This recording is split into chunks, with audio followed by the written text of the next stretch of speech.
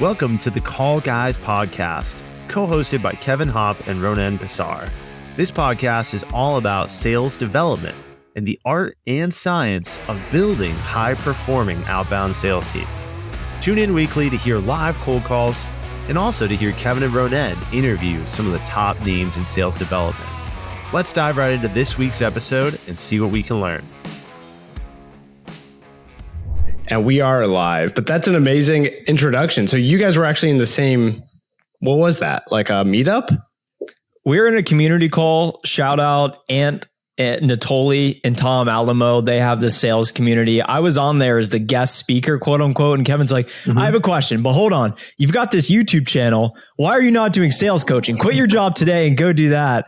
So I'm happy to be with the Call Guys today. And we're trying to help some people with sales related activities. That's what it's all about. Heck yeah. Well, Trent, I'm glad you remembered me from that because I was in that sales community for a while and I saw some of the speakers come through and I went to one of them and it wasn't that impactful. But then I saw you pop up and I'm like, dude, this is like the guy who's like nailing cold calling on YouTube. And I had a YouTube channel that I'm just like posting podcasts to and it's not doing anything for me. And I go look at your channel. I'm like, oh my God, this guy's like the next, Mr. Beast, the Mr. Beast of cold calling. And I was trying to encourage you, like, go all in on it, man. This is sick. Fun stat on Mr. Beast, just to put everything in perspective, because I'm sure based on the view count we'll get here and like B2B content, very hard to create. Mr. Beast posted a video recently that got 47.5 million views in the first 24 hours, which is the most viewed longer form video ever behind one video. You probably won't be able to guess what it is. It's Will Smith slapping Chris Fox. Whatever his name is. But to put in perspective, imagine getting 47.5 million people to watch your video in the first 24 hours, a 16-minute video. It's insane. That is insane. Yeah. He seems to have not just dominated the algorithm, but I love what he does too. He keeps like one-upping himself with the ridiculousness of what he's doing, and it really, really works. It's like my dream job. Like, isn't that all of our dream jobs? Like, he like took over a cruise ship for a day and gave away money and like plays football with Tom Brady. And it's like, come on, man, this is awesome. It's all because he's got the followers. That's true. He's got the followers. Fun fact, he once came here to Pacific Beach and I didn't know he was here. And I'm walking along the beach and I see this vendor selling jewelry. And the person says to someone else who walks by, hey, take one, it's free. And I like did a double take. So I'm like, oh, what did you say? Like take a, and they're like, yeah, some guy came by and bought out the whole table and then told me to give it away. I was like, what do you mean some guy? And they're like, his name is Mr. Beast. Have you heard of him? Apparently he's like a YouTube sensation. And I turned, I was like, which direction did he go in?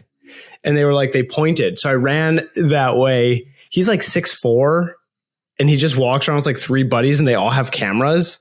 And he was just shooting right there on the boardwalk. That's pretty cool. You were probably thinking, okay, free item, lead magnet. What email list do you want me to subscribe to? What do you need from me 5 seconds later? Exactly. Oh my God. But Kevin, let's get into it, man. I wanted to dive in here with Trent. So for those of you who don't know, Trent here has this incredible YouTube channel where he gets into cold calling tactics. He's the Mr. Beast of cold calling on YouTube. Shout out Pat. There's a guy named Patrick Dang. I would consider him the number one. I don't want to say B2B creator, but he's not necessarily niche tech sales. He's the top of the leaderboard, but we're definitely up there. It's not easy creating B2B content. So I love doing stuff like this. But you didn't start there, right? So I'd love to start at the beginning, which is like, tell us a little bit of how you broke into the cold calling world, into tech, and tell us a little bit about that journey of how you went from SDR into AE, because I think there's a powerful story there for a lot of our listeners. I started my tech sales career in 2018 at a $1 billion revenue software company. We ended up going public, went private, got acquired, all these different things. You can look me up on LinkedIn if you want to find out the backstory. But I started there, no experience, no connections, never had an internship, that whole spiel. Didn't perform well the first month. Was one of the lowest performing reps. And I started scratching my head. Is sales for me? Do I need to do something else? Do I need to go to marketing? Do I need to do customer success? Although I don't think those teams want me. because I'm a month into my career. And early on, I realized, hey, it's a volume game. If you don't have the natural talent, even if you do have the talent, it's still a volume game, especially those first few years. And anyone that tells you otherwise has not actually done sales before, because that's the reality. So I just decided, you know what? I'll make all these calls. I'll do as many outbound calls as I can. I needed to go find all of my own leads. I was given some more inbound leads from time to time, but I was outbound. So I did do prospecting. Fast forward 60,000 outbound cold calls later, 6 promotions from a sales development rep level 1 to an account executive level 5 at the same company. I then became an account executive at that company, generated 1.54 million in recurring revenue my first 9 quarters. So you can break that down verified at a large software company. About halfway through the career, I decided, you know what, I'd like to start making money online. That sounds pretty cool. I didn't ever have the desire to just leave the workforce, but it was, hey, I see these YouTubers, Graham Stephan, making $1 million a year, ad revenue, selling no products. It's 2020. I'm forced to work from home. If I don't start now, I'm never going to do it. So I just decided to go all in, started creating personal finance content. Didn't work very well because I wasn't that wealthy. So I decided, hey, what do I actually do? What do I like? What do I know about tech sales? And that's what led to this magical moment of, let me just start creating content, documenting my SDR career, how I'm doing it, promoting, started posting on LinkedIn. And that's what led to what I'm able to do today by not having a corporate W-2 income and being able to rely self-sufficient income as a result of building that personal brand. But the career, the savings from that, the experience and the skills, invaluable. So super grateful for that experience and opportunity. Yeah, wow. It sounds like you had quite the ride there. I got to be honest, I'm jealous. If you look at my LinkedIn, I have not been at any one tech startup for more than 1.5 years. I've always been a part of a layoff, or I've been asked to leave, or something happened in the first 3-4 years of my career. I was not able to go at one company and like ride it up. You know, fun fact, like half the companies that I've worked for don't exist anymore within like 5-6 years. I worked at very early stage organizations. So I think that's it's been an incredibly fortunate journey for you. That you got to go so far at one company. Would you say that's pretty rare? Like, do you get mostly people who come to you that say like, hey, I've been at this company for 1.5 years, or I just feel like it's pretty rare to stay somewhere for that long. When I started our SDR class, sales development reps, we had about 12, 14 of us. And 2 years after I started, when I became and promoted to an account executive, there were only about 4 of those reps still at the company. So what I find is that these tech companies recruit loads of SDRs right out of college, no experience, entry level. And they don't expect, like, for example, Gartner, they'll hire hundreds of reps. Not many of them will make it to the actual closing role. Fisher Investments, I used to sell an employee retention thing. So all these companies hire a lot of young people, expect a lot of attrition. So what I've noticed is there's a lot of impatience out there in the market. People immediately face adversity, maybe for the first time in their life, like I did. And they say, you know what? Let me go to another company where it's going to be easier. Let me go to another company that's going to pay me a little bit more. Let me go to this other company because it's the shiny new object. And I always valued loyalty in my mind. So I never wanted to go. I wanted to do whatever it took to make it work at that opportunity. And I did the best I could to stay for as long as I could. It ended up, I left the company for a variety of reasons, and we can get into that story. Not my choice. So I value loyalty, and I wanted to stay at the company, but I don't see many people really rising the ranks because there's so much mobility out there, and it's so easy to access these other opportunities, and there's ripe for opportunities. So people tend to job hop. I used to be very pro loyalty, but I've now switched my stance to believe that companies truly do view you as a number, whether you like to accept it or not. Everyone is expendable, from the mailroom employee to the CEO. Every single employee is expendable. Once you leave, the business continues forward. You retain some of those relationships. So it's all about, where can I gain the most experience, knowledge, build my skill set that will then prepare me to achieve the objectives I have later in life.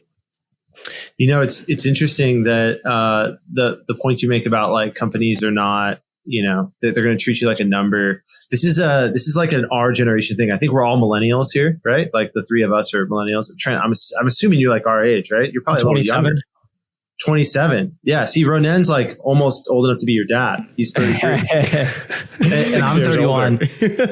Yeah. But like it's interesting. I try to talk to the men in my family about this, and they just can't relate. My dad's about to retire after 36 years at the same company that he started at after college. Oh, my uncle. Oh, he's 34 years at the same company. It's such a millennial problem, but it's a millennial truth that the market moves really quickly, right? And that loyalty is just so rare. My dad also has a pension. Like that's a word that like my daughter, who's 2 years old, she won't even know what that word means because it'll be such an ancient thing by the time she's in the workforce. Like, what do you mean I get money every month until I die for nothing, for years of service? But like, interesting. Decades. Were you going to make a point? Decades of service. I wanted to get into the point you just made, Trent, which I think is a valuable nugget for people who are thinking about their next thing and like what to look for, which is what are some of those signals that you would tell your younger self to look for if you were going back into a first SDR role, right? So some of the things that would allow for your ability to have the growth. Ideally, you're at a company where you're not selling a product that's on the decline. What would you look for? When I accepted my opportunity at the software company I started my career with, I got super lucky because in college, I wasn't aware that technology was an industry, software, SaaS was this growing space. I didn't understand it. My objective was to get a sales job in a big city outside the state of Ohio. And I fortunately was able to navigate my way through all these different employers, manufacturing sales jobs. I got an offer from Camping World to go sell these RVs. All these different random companies. So I got super lucky in looking back and analyzing in the work I'm doing now, helping people break into tech. You can bucket it into larger companies and more of that startup type atmosphere of a company. So I would define a larger company by, let's say, like 250, 500 employees plus, like established product market fit. Clearly, there's growth. There's a couple dozen salespeople, and it's an established company. And given that could be like a $50 million revenue company opposed to $1 billion revenue company, really big change based on resources and enablement and marketing and all and whatnot. But I would advise folks to look for bigger companies, more established product market fit, clear growth, strong funding. And if they're public, definitely make sure you're aware of the financials, what's going on with the company. Are they unprofitable? Are they going to go out of business, for example? Because those bigger companies will train you. They'll provide you with the resources. And most importantly, they're this fertile ground for networking and building connections, because I think those early career connections that you make in your hiring class and in adjacent roles earlier in your career, those are the connections that will potentially shape the rest of your career. So I always recommend going to a more established company, get that on your resume, learn how they operate, and then eventually you can take the bigger risk for startups. Because Kevin, I imagine you joined some smaller companies, less product market fit, maybe not a strong balance sheet. And then all of a sudden they find themselves outcompeted, out of business for a variety of reasons.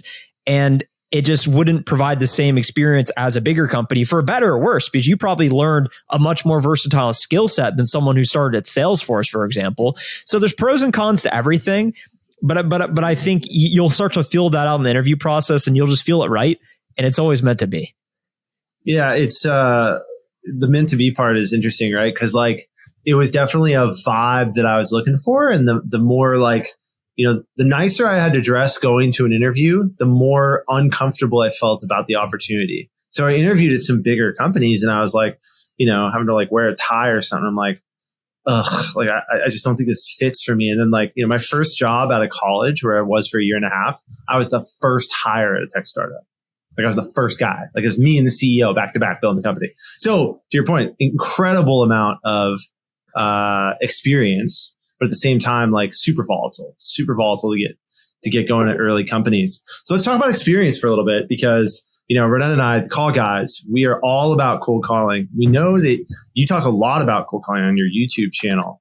Well, can we get a little tactical here? Can we get let's lift under the hood. Like, what is Trent looking for? What if you're going to go do a call blitz? Like what's step 1, 2, and 3 here? Like, how do you approach cold calling?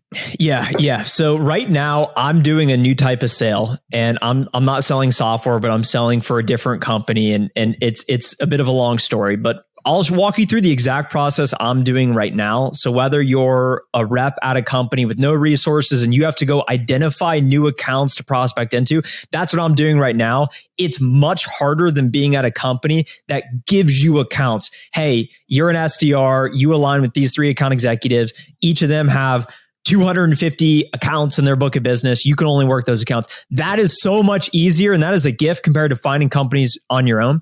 But the first step is you got to do a territory plan. You got to really understand who you're reaching out to. Because if you're just calling to call, if they say, hey, you got to go generate 5 meetings a month, X amount of pipeline, make all these calls, you got to make sure those inputs will yield the best results possible. So what I mean by territory plan is look at the companies you are targeting. So for example, what I do is I make a list. What are the top 50 companies that have the highest potential to spend with me, to maximize revenue potential? The more revenue the company makes, the bigger pipeline amounts you're going to be able to yield, the bigger deal sizes you're going to work, the harder it's going to be to get in with them potentially. It depends how you're compensated. You sort of want to game that, but just you got to make sure you're reaching out to the right companies, the right industry. If you're working at a company today and you sell a software to all industries, okay, well, what specific industry do you have the most success with, the most customer stories? Is it financial services, manufacturing, high tech? Is it companies that are $1 billion in revenue more? Is it $200 million in revenue and less? What is that specific makeup? And we call it your ICP, ideal customer profile. Once you have a clear list of those companies you need to target, you then begin to identify the buyer personas within those companies. And that's the step I'm going through right now. When you don't have resources like a Zoom Info or LinkedIn Sales Navigator, these paid tools to identify direct phone numbers, the contact org structure in these accounts, it's very challenging. So you need to get creative and look at websites and potentially reach out to lower level contacts to identify who your buyer persona is. But you need to understand very clearly who your buyer persona is, meaning who is the customer? What is their day to day? What are the problems they experience? And how is your solution specifically going to benefit them in their role? Keep in mind, we're not even talking about picking up the phone yet. You got to know who you're calling, why you're calling them very specifically.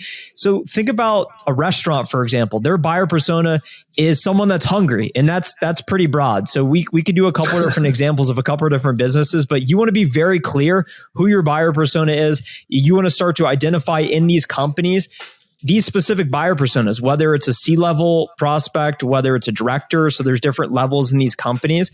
And then you basically start to find all of these prospects and then add them to your sequence. Maybe you're fortunate enough to have an outreach or a sales loft so you can manage all these tasks automatically. Maybe you're using a Google Doc where you're doing it manually, but you want to start to make a list of all the people you want to contact, and then you start calling them. And then we can get into specifically how you approach that, what you do. But I wanted to share that just to really be mindful of who you're reaching out to day to day, because you don't want to waste time calling people that can't actually benefit from your solution. Yeah, totally. And that gets us into a really hotly debated corner of LinkedIn when it comes to this thing, which is, all right, so you have 2 approaches to what you just described, which is essentially identifying who you're going to reach out to and then generating your initial list of folks who you're going to target. There's 2 camps of thought. Camp 1 is you identify individuals and then research things about them to personalize your outreach to that individual. The other camp of thought is you group people together based on similarities in their job description and their company size, assuming that they have the same challenges and pain points, so that your outreach can be consistent in terms of what you say to that group of people. So that's the relevancy approach versus the personalized approach. Between those 2, how do you think about that as it relates back to cold calling? Meaning, are you in the camp of like, let's go research everyone and then quote that bit of research before I call them? Or let me call segments of people in these lists and just have the relevant pitch that I give to that list of people who have the same job responsibilities? I don't do any research before the calls. So early on when I started, That's the right answer. Yeah, That's the right answer. It's the biggest mistake I made. And it's such a time waster. And given this is broadly speaking, if you're an enterprise rep that you're above cold calling or you've got 5 accounts, you're going to intimately understand those accounts. Right. But if you're calling 1,000 different accounts, maybe, then it's more churn and burn. You're not really as worried about that. That's why it's so broad here. But me specifically, based on my experience, I did B2B sales. I sold to all industries. And what I did was I understood industries. So I would recommend really understanding the industry you're selling into and your buyer persona, because if you understand those two things, you're basically calling on just these categories of information you already understand. So for example, if you're calling financial services, retail banking, how do the banks make money? Okay, they need depositors to give them money so they can lend out the money. That is how they make money.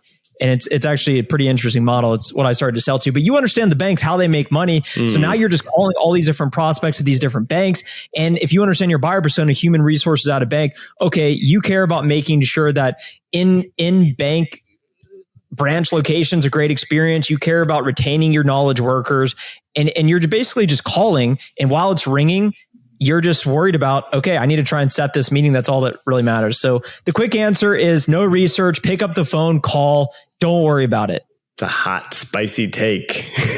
Well, it could be, but if you dispute that, it's like, I don't see another way around it, because I actually did it, and it just doesn't make sense to do it another way. Because if I can call 50 different companies in a day and you can call 20 different companies a day, maybe you're doing more research, but how much better is your set rate going to be than my set rate? Bingo. When you factor in such a low answer rate. So to me, it's negligible, and I would just make the calls. So you touched on something right there, which is the point that I always make. There's two things I want to say about this. Number one, no matter how much research you do or how much you know about your prospect does not affect whether or not they're going to pick up the actual phone, right? Like the whole concept of not everybody picks up the phone is the number one confounding variable to your success on the phone. If you're I'm going to make 20 strategic dials today, which is like something I hear people say. I don't cold call. It's dialing for dollars. I do strategic dialing. It's like cool. You make 20 calls and you get like 2 people maybe that pick up. Like that doesn't work. The other thing, if we're talking spicy takes, Ronen, I would say that the people that say that like doing a lot of research is important are people that don't cold call. Like those are trainers that like, hey, I'll tell you how to do this, but I haven't made a cold call in 12 years. Like the people who don't actually cold call. Well, and there's one more camp, just the camp of people who come from the sales forces of the world. They have these hyper segmented territory lists. And so they only have a set number of accounts and people to reach out to. So it is actually never going to be a numbers game for them, because they can't play that game by the nature of either a tiny addressable market in a niche market or a giant company with so many employees. I think Salesforce has the most SDRs out of any company in the world. So like if you're an SDR at Salesforce, then you probably only have so many accounts to get after, in which case, all right, maybe there's not a case here for you, but that's like got to be a tiny percentage of the actual cold callers of the world. Yeah. And when you call with Salesforce, this is why I say the territory plan, because you're not just going in completely blind. If you really understand your industry and you really understand your buyer persona, you then have just enough knowledge to be dangerous. And then while you're doing this territory plan and you're identifying these accounts to reach out to, you're at least going to have some idea, okay, this is where their HQ is. Maybe they just made this big acquisition. You just know one little tidbit. You don't need to do a whole analysis on it. But the objective of the call, in my opinion, especially in B2B sales, is just to get the meeting. You're trying to sell time. You're not there to try and persuade them how great your product is or amplify all these problems. You're just trying to get the meeting, and then you can do the research, and then you can bring that forward to really justify that time investment. But otherwise, the time is better spent actually finding people and contacting them, opposed to thinking about how you should contact them. There's a time and a place for each, but given if you have 10 accounts, it's going to be different. But if you're doing a bit more broad, then just, you got to put in the activity. Totally agree. We think that, that kind of goes to one of the other questions we get asked a lot, which is like, when's the right time to call? Always. It's always a good time to call. Yeah. If it's business hours, that's the time to call. I'm in that camp. So call more instead of calling less. You learn more, you learn faster, you have a better time. This has been fantastic. Kevin, on that, everyone knows that they'll have higher answer rates calling as early as possible and as late as possible, but there's still this social stigma. Oh, I don't feel comfortable calling at 5:36 in the afternoon local time.